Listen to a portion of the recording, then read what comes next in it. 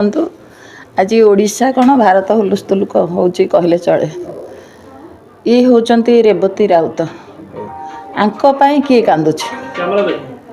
ରେବତୀ ରାଉତ ଆମର ବିଏମ୍ସିର ମେୟର ହେଉଛନ୍ତି ଗୋଟେ ପ୍ରଥମ ମହିଳା। ଏଇମାନଙ୍କ ଭୋଟରେ ସେ ଆଜି ରାଜଗାଦିରେ ବସିଛନ୍ତି। ସେ ଯେଉଁ କର୍ପୋରେଟର ପୁଷ୍ପାଞ୍ଜଳି ସେଠୀ ସିଏ ବି ଜଣେ ମହିଳା।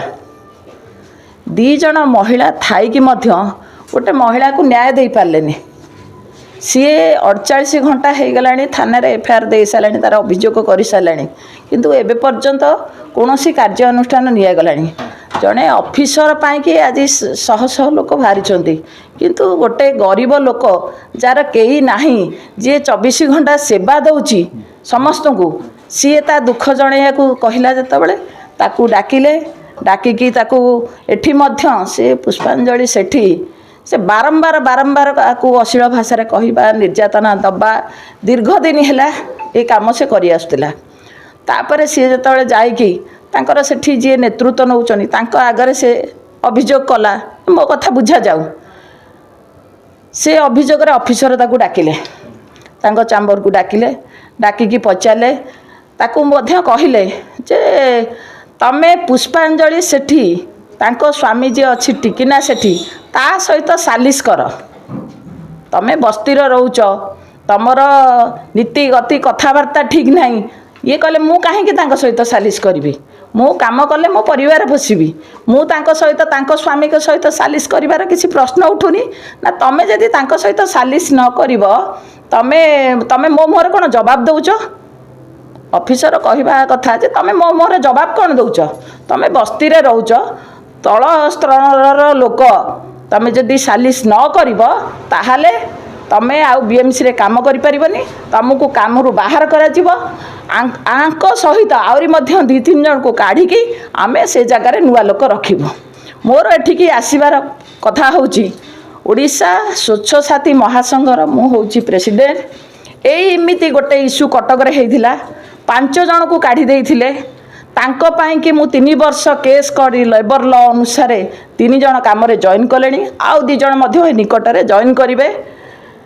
ତେଣୁ ଏ ଯେଉଁ ମହିଳା ପ୍ରତି ଅନ୍ୟାୟ ଅତ୍ୟାଚାର ଯାହା ହେଇଛି, ତା'ର ମାନସିକ, ତାକୁ ଯେଉଁ ଟାଇପ୍ର ଟର୍ଚର କରାଯାଇଛି, ସେ ପାଇଁ ତ କେହି କାନ୍ଦୁନାହାନ୍ତି। କାରଣ ବଡ଼ ବଡ଼ ଯିଏ ଏସି ରୁମ୍ ଭିତରେ ରହିବେ, ମେୟର ମ୍ୟାଡ଼ାମ ଏସି ରୁମ୍ ଭିତରେ ରହୁଛନ୍ତି, ଯାହା ପାଇଁ ଭୋଟ ପାଇକିନା ସେ ଗାଦିରେ ବସିକି ତାଙ୍କ ଅଫିସର କଥା ଚିନ୍ତା କଲେ, ଇଏ କ'ଣ ତାଙ୍କର ନୁହଁ? କାରଣ ଇଏ ଗରିବ ଖଟିକିଆ ମେହନତି ମଣିଷ। ଆ ପାଇଁ କେହି ଆବାଜ ଉଠେଇବାର କିଛି ଦେଖାଯାଉନି। ଇଏ ଯଦି ଏଫଆଇଆର୍ ଦେଲାଣି 48 ଘଣ୍ଟା ହେଲା, କ'ଣ ପାଇଁକି ଏ କଥା ତା ଏଫଆଇଆର୍କୁ ଗ୍ରହଣ କରାଯାଉନି? ମୁଁ ଆଜି ଆମର ଯେଉଁ ମୋହନ ସରକାରଙ୍କ ପାଖରେ ଇଏ ଦେଇଛନ୍ତି, ଥାନାରେ ଦେଇଛନ୍ତି। କେତେ ସମୟ ଦେଲେଣି 48 ଘଣ୍ଟା ହେଇଗଲାଣି। 48 ଘଣ୍ଟା ରେଜିଷ୍ଟର୍ଡ ତ କପି ଆପଣ ପାଇଥିବେ। କିଛି କେସ୍ କପି ଦେଇନାହାନ୍ତି, କେସ୍ ଏବେ ପର୍ଯ୍ୟନ୍ତ ରେଜିଷ୍ଟ୍ରି ହେଇନି।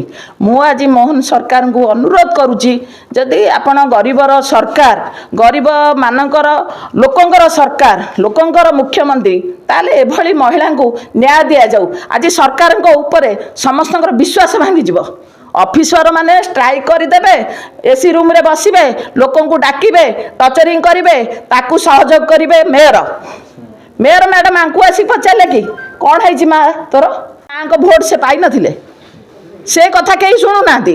ମୁଁ ଆଜି ସେଇ ମେୟର ମ୍ୟାଡ଼ାମକୁ, ସୁଲୋଚନା ମ୍ୟାଡ଼ାମକୁ ଅନୁରୋଧ କରୁଛି, ଏ ଲୋକକୁ ନ୍ୟାୟ ଦିଅନ୍ତୁ, ଆଙ୍କ ପାଇଁ ବି ଆବାଜ ଉଠାନ୍ତୁ।